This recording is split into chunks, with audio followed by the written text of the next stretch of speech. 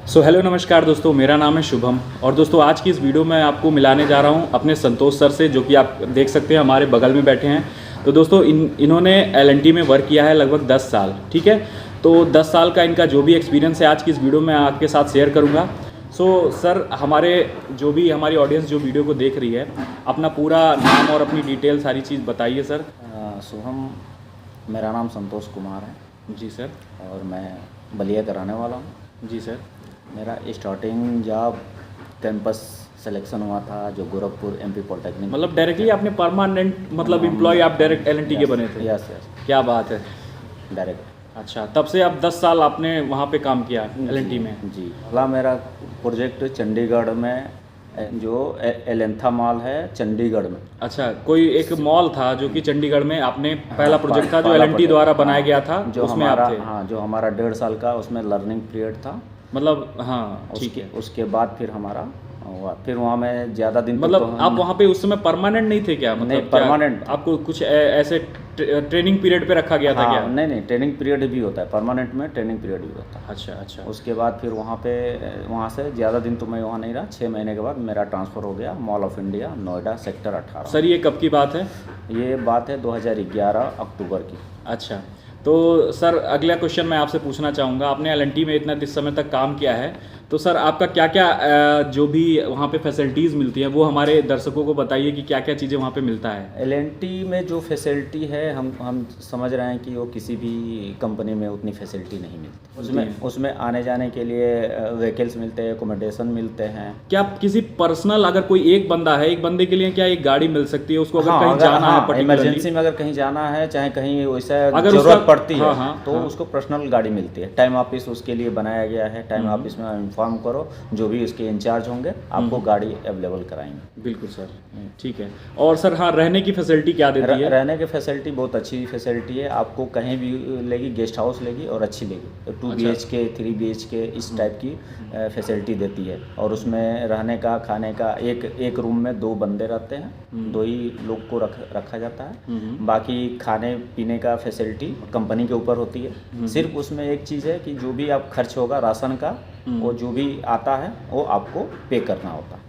अच्छा, जो राशन का खर्चा है वो हमको पे करना पड़ेगा? हाँ, मतलब हमको वो सैलरी जो मिलेगी उस सैलरी से ही मतलब हम अपना पेमेंट करेंगे हाँ, उसका? और नहीं, एक पॉकेट मनी पहले होती थी, जो पॉकेट मनी हर 1 महीने की उस टाइम 3000 के आसपास आता था। इस टाइम उसको मर्ज करके सैलरी में ऐड कर दिया गया है, वो सैलरी के साथ होगा। अच्छा, तो क्या कुक देती है कंपनी? हाँ, कंपनी कुक देती है, गैस देती है, बर्तन भी, सारे जो भी कुछ है सारी व्यवस्था है कंपनी ने। सिर्फ खाने का आपको चार्ज देना। अच्छा, अलग से। तो क्या पर्टिकुलरली क्या फिक्स है कोई अमाउंट उसके लिए? नहीं, सिर्फ मेस में जो भी आते हैं डाइट के वाइज से वो डिवाइड हो जाते हैं बंदों के ऊपर। अच्छा। वहाँ पे जो एनुअल इंक्रीमेंट होता है एम्प्लॉय का, वो एनुअली बेसिस पे होता है या 6-6 मंथ पे होता है या 3-3 मंथ पे होता है? क्या प्रोसेस है? उसमें प्रोसेस एक अलग है, रेटिंग की प्रोसेस है। रेटिंग? हाँ, रेटिंग एक प्रोसेस है जो 1 से 8 के बीच में होता है, जो एक मिनिमम कैटेगरी रखा गया है। अगर पहले तो 4 था, 4 से अगर नीचे हैं तो उसकी इंक्रीमेंट मामूली होती थी। लेकिन जैसे ही 4 से ऊपर होता था, 5 या 6 होते थे, जिसको वाइटल बोलते थे, एक्सीलेंट बोलते हैं। अच्छा। 6 से अगर ऊपर गए तो एक्सीलेंट बोलते हैं। अच्छा। तो इस तरीके के रहते हैं। अगर 6 से ऊपर हैं तो उसका इंक्रीमेंट लगभग 8 से 10 हज़ार के बीच में होता था। और जो उससे नॉर्मल मतलब 4 से 5 के बीच में है तो मान के चलो 3 से 4 या 5, मैक्सिमम 5 तक इंक्रीमेंट होता था। मतलब एवरेजली मिनिमम कितना होता था? मिनिमम 2 से 3 हज़ार से ऊपर ही होता था। अच्छा, तो ये एल&टी का इंक्रीमेंट प्रोसेस है जो कि रेटिंग के ऊपर बेस्ड है दोस्तों।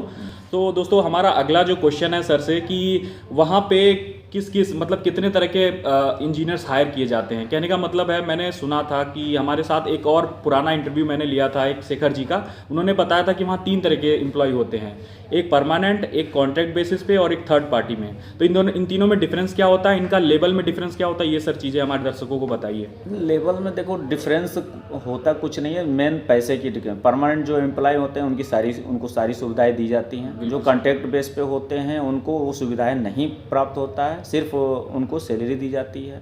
और जो कॉन्ट्रैक्ट बेस पे होते हैं उनको सारी सुविधाएं तो दी जाती हैं, लेकिन बट इंक्रीमेंट का जो व्यवस्था है या फिर जो परमानेंट की जैसे व्यवस्था है वो चीज़ें उनको नहीं दी जाती। और सर एक चीज़ मैंने सुना है कि एल जो है अपने एम्प्लॉय को इंश्योरेंस भी प्रोवाइड करती है, और हाँ प्रोवाइड करती है। हाँ इंश्योरेंस कितने का प्रोवाइड करती है, क्या उसका क्राइटेरिया है सर? और उसका 10 लाख का क्राइटेरिया। मतलब अभी 10 लाख हो गया है। Permanent, हाँ। शेखर जी ने मुझे बताया था लास्ट वीडियो में कि वो 5 लाख रुपए पर पर्सन पे, उसकी फैमिली अगर है तो किसी भी बंदा कोई बीमार पड़ता है तो उसको 5 लाख तक का इंश्योरेंस मिलता है। हाँ मे भी वही 10 लाख के अबाउट है वो। अभी हो गया है फिलहाल, ठीक है।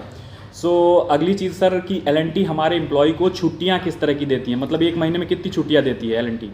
ज़रूरत के हिसाब से उसमें एल प्रोवाइड करते हैं। उससे साल का 32 छुट्टियां मिलती हैं। मतलब ये फिक्स है? हाँ 32 छुट्टी परमानेंट है जो आप ले सकते हो। फिर उसके बाद आपको CL है, उसके बाद SL है।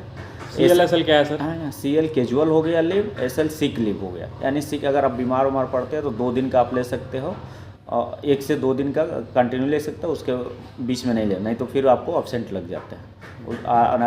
कैजुअल में है, कैजुअल में आप अगर कहीं गए 1 दिन के लिए, कोई अर्जेंट कुछ आ गया तो उसके लिए 1 दिन के लिए होता है। बाकी PL जो होती है, पर्सनल लीव होती है, ये आप एक PM से अपना जो भी मतलब अगर पर्सनल वर्क के लिए आप जा सकते हैं। मतलब किसी फ्रेंड की शादी हो तो आप जा सकते हैं।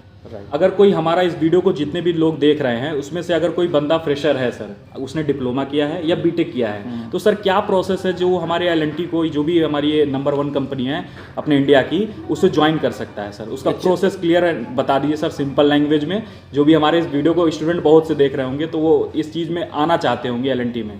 पहले तो थी कि अपने वहाँ पे कैंपस में, कॉलेज में कैंपस करके भी लेती है, अभी भी लेती है, लेकिन अभी भी लेती है, लेकिन अब ये है कि बहुत चुनिंदा कॉलेजों को रखी है। अच्छा। उसमें जाते हैं। अब मैक्सिमम बीटेक वाले को कुछ चुनिंदा कॉलेज है उसी में जाते हैं। हाँ मतलब डिप्लोमा हाँ डिप्लोमा। लेकिन अगर ये अभी रिक्वायरमेंट निकाल रही है, हर जगह निकाल रही है। एल के अगर कोई संपर्क में है, उनके से भी आप संपर्क करोगे तो वहाँ पे भी रिक्वायरमेंट आपको दिख जाएगा। इस समय रिक्वायरमेंट इसकी एल की बहुत चल रही है।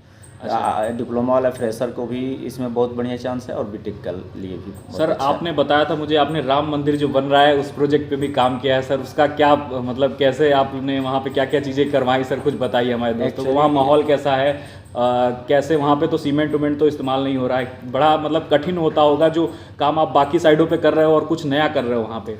राम मंदिर में एक्चुअली क्या है कि वहाँ पे जो वर्क है, हमारे नींव जो प्लिंथ लेवल बोलते हैं उससे हाँ। नीचे कंक्रीट है, ओनली कंक्रीट, उसमें सरिया यूज नहीं हुआ है। अच्छा। उसके ऊपर से जो भी अपना चल रहा है राम मंदिर का, हाँ, सुपर स्ट्रक्चर, हाँ, जिसपे हम राम मंदिर का अभी निर्माण हो रहा है, वो सिर्फ पत्थर का हो रहा है। जो भी वो पत्थर बेंगलोर से आ रहे हैं। हाँ। और जो गुलाबी कलर के पत्थर है वो राजस्थान भरतपुर से आ रहा है। राजस्थान भरतपुर, हाँ। ये 2 जगहों से पत्थर आ रहे हैं, और दोनों जगहों से पत्थर का ही सिर्फ वहाँ पे काम चल रहा है। इसमें ना तो सीमेंट का कोई काम नहीं चल रहा।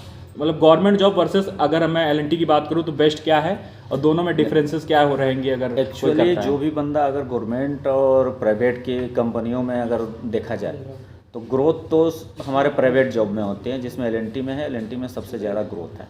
अगर कंटिन्यू अगर उसका बढ़िया चल रहा है, रेटिंग अच्छी चल रही है, तो अच्छा सैलरी पैकेज पा सकता है। बट लेकिन अगर गवर्नमेंट जॉब में हो जाता है वो परमानेंट हो जाएगा। लेकिन गवर्नमेंट जॉब की और इसकी तुलना हम करना थोड़ा सही नहीं लगेगा। मतलब दोनों अलग चीज़, दोनों का लेवल एकदम अलग है। हाँ राइट। हाँ, और लेकिन ग्रोथ हम सबसे ज़्यादा एल में जो है उसमें रेटिंग अगर सही रही तो हम बहुत जल्दी करेंगे। सर अब मैं कुछ एक और क्वेश्चन पूछना चाहता हूँ कि सर जो भी एल हमारे प्रोजेक्ट्स होते हैं वहाँ पे कौन कौन से मतलब पोस्ट होती हैं सर? अगर कोई इंजीनियर है हमारा, अगर वो ज्वाइन करना चाहता है, किन किन पोस्टों पे वो ज्वाइन कर सकता है? अगर उसने सिविल से मान लीजिए बीटेक किया है या डिप्लोमा किया है, सिविल से क्या क्या पोस्टें होती हैं? सिविल से अगर बीटेक किया हुआ है तो सबसे पहले उसका पोस्टिंग मतलब लर्निंग पीरियड में जाता है, GT ग्रेजुएट इंजीनियर। हाँ GT में जाता है।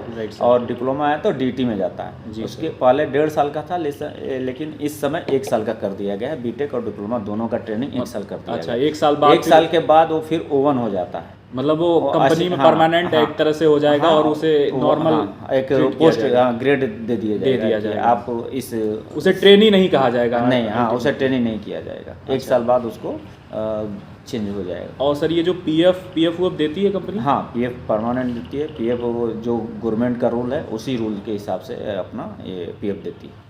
तो सर बस यही हमारा एक छोटा सा वीडियो था। धन्यवाद सर, वीडियो में आपने हमारे थोड़ा टाइम दिया अपना important. So guys I hope आपको इस वीडियो में काफ़ी चीज़ें पता चली होंगी LNT के बारे में कि LNT आप कैसे ज्वाइन कर सकते हैं, क्या उसका प्रोसेस है। और अगर आपको इससे रिलेटेड कोई डाउट हो तो हमारे इस वीडियो के कमेंट में लिखिएगा, मैं सर से पूछ कर आपको इसमें जवाब दे दूंगा, नीचे ही रिप्लाई कर दूंगा। ओके, तब तक के लिए नमस्कार, बाय बाय, जय हिंद।